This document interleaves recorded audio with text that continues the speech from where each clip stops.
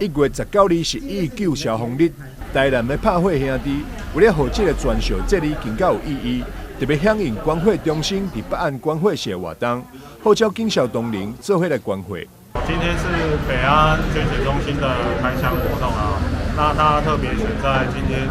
119这个节日来开箱这个活动，我觉得非常有意义啊。当然，我们消防局的弟兄一定要来热情的赞助一下那新的北安捐血中心它装潢其实跟一般的捐血中心其实是很不一样的它设计很明亮、很细腻，然后又有一些可爱的玩偶陪伴着大家为了提供更加趣味的关火体验，关火社特别甲插画彩语录合作，重新装潢内部环境，以彩彩模样为主题，打造出一个适合亲子同行、真有趣味的关火地点。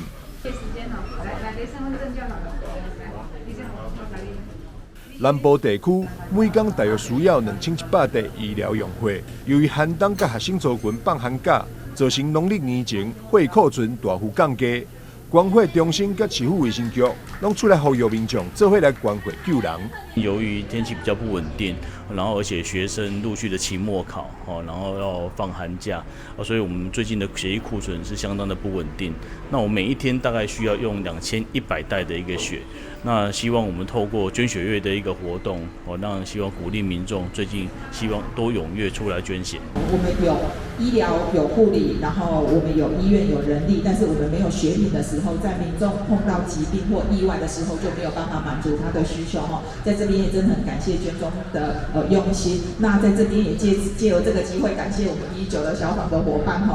老姜红茶嘛停关火活动，特别准备了早鸟40份的早餐，提供给消防兄弟以及工作人员补充营养，希望因有更加侪能量，会当为民众提供服务。记者张世伟采访报道。